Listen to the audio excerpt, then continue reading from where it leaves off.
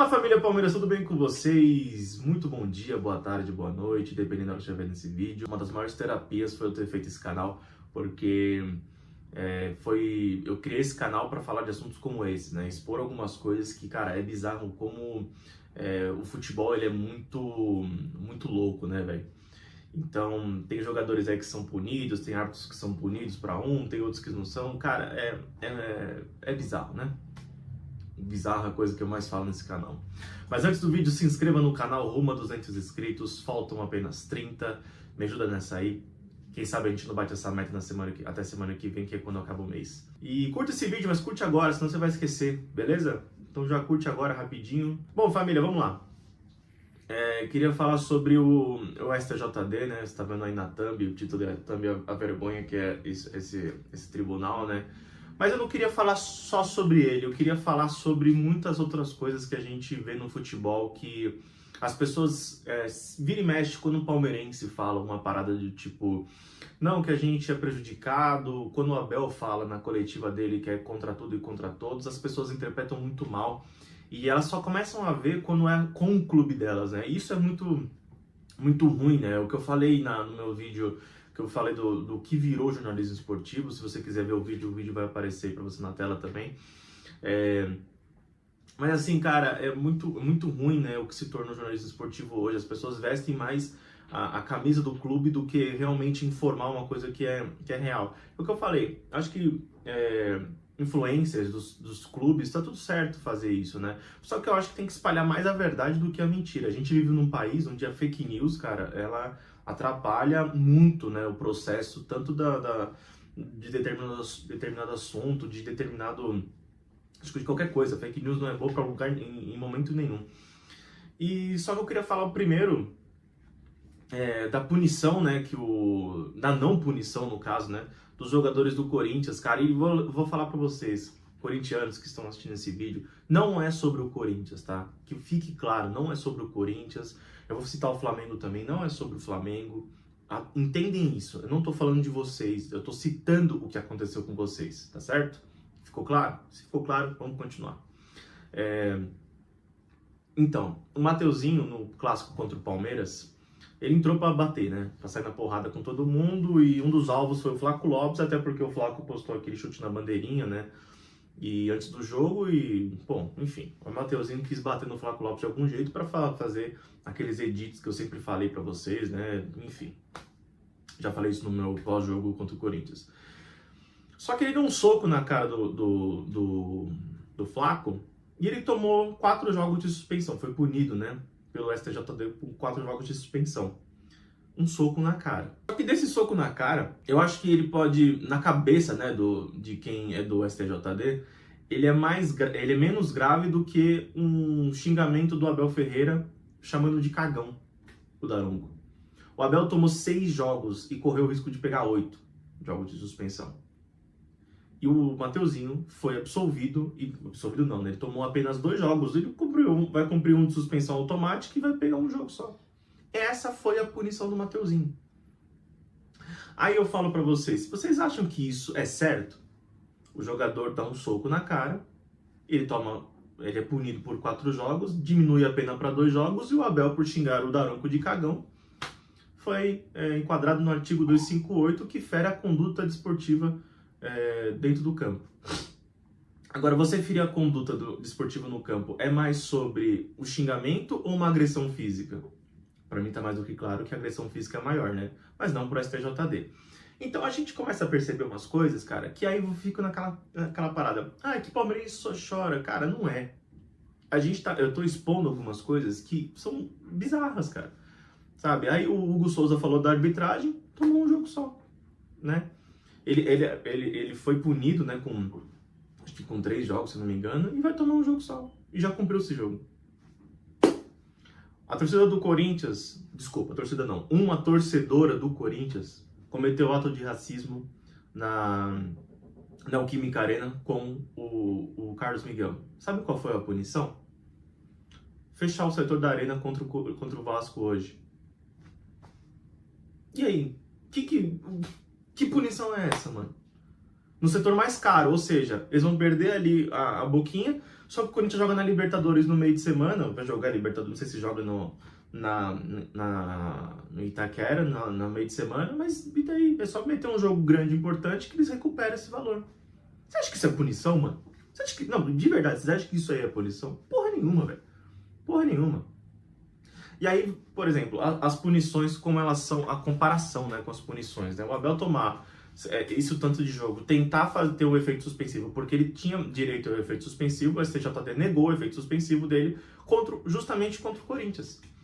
Não é, eu tô repetindo de novo para vocês colocarem na cabeça de vocês, porque o que eu vejo de comentário, mano, não é sobre o Corinthians, é sobre o STJD e a forma que é a diferença, né, de tratamento para um lado e tratamento para o outro. Mas isso não tem a ver com vocês, tá, corintianos? Que fiquem claro. E, enfim, e aí também, né, aí a gente vai pro lado também da arbitragem, que eu não sou um cara que eu fico defendendo árbitro, porque árbitro, eu acho que, se você sabe a gente sabe o nome de cor de todos os árbitros, né, o nome completo, porque realmente o cara fez alguma merda em algum momento. E o nível da arbitragem brasileira realmente é muito ruim. E erra pra todos, não tem jeito, gente, não tem jeito. Agora, o que acontece? O Ramon Abate-Abel, depois do que ele fez aquele Palmeiras de São Paulo, ele prejudicou o São Paulo muito, né? Por sinal, foi um pênalti ali que não deram, alguns lances que poderiam ter sido expulsões, beleza.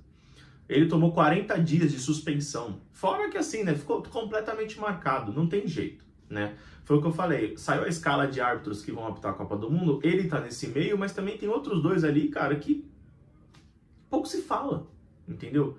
Por que pouco se fala? Primeiro, porque a imprensa, da forma que ela passa para vocês, da maneira que ela passa essas notícias, cara, com certeza manipula muito a cabeça das pessoas, certo? Porque ninguém fala do Wilton Pereira Sampaio o quanto ele é horrível, o quanto ele não tem critério para nada.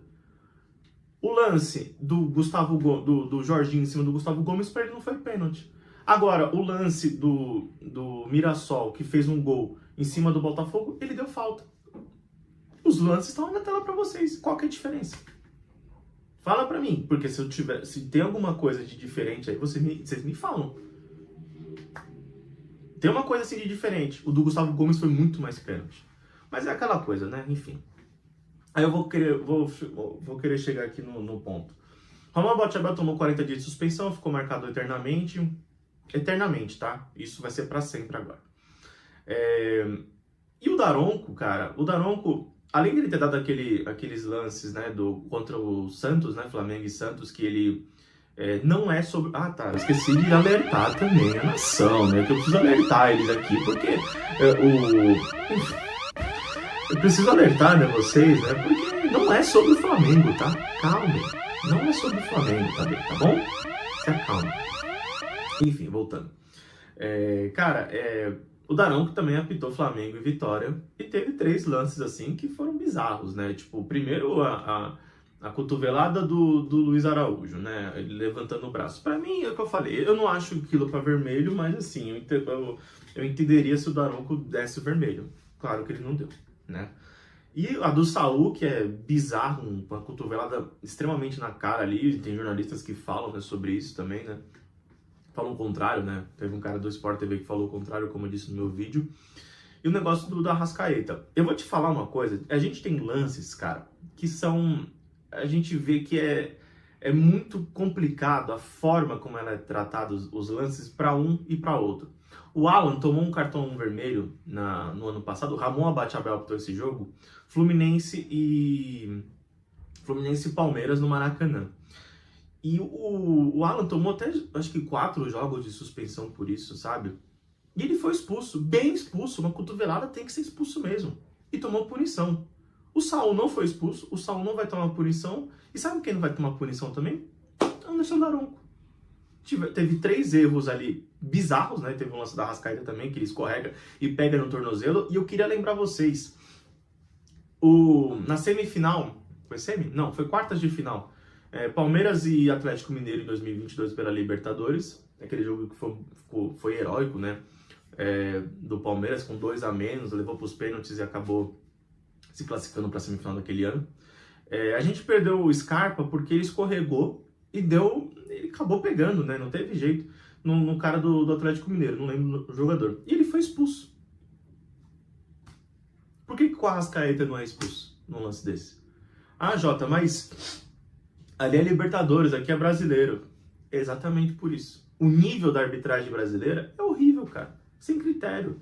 Ou depende muito da cor da camisa. E não é sobre o time. É sobre a forma que eles vão tratar. Os caras apitam com medo o jogo do Flamengo. Assim como apitam o jogo do Palmeiras. Assim como apitam o jogo do São Paulo. Se faz uma pressão antes, os caras vão apitar com medo. Não tem jeito. Imagina a cabeça do árbitro quando vai apitar Palmeiras e São Paulo. Depois do que aconteceu com o Ramon Abate-Abel. Não tem jeito, cara. Aí o Abel, por exemplo, faz uma pressão antes de um Palmeiras e alguém. Cara, o árbitro vai entrar prejudicado. Prejudicado não, desculpa. Com a cabeça com medo de errar, entendeu? E, cara, depois de tudo que aconteceu do Ramon Abate-Abel, o jogo do Wilton Pereira Sampaio contra o Flamengo foi dado como tranquilo. Não teve nada de erro de arbitragem, não teve nenhum escândalo por parte dos jornalistas, né? Foi mais por parte da mídia palmeirense do que por isso. Aí eu te pergunto, depois concluindo isso tudo, por que o Wilton Pereira Sampaio e Daronco não são punidos igual o Ramon Abate-Abel é punido? Você consegue me explicar? Porque eu não consigo. Eu não consigo explicar.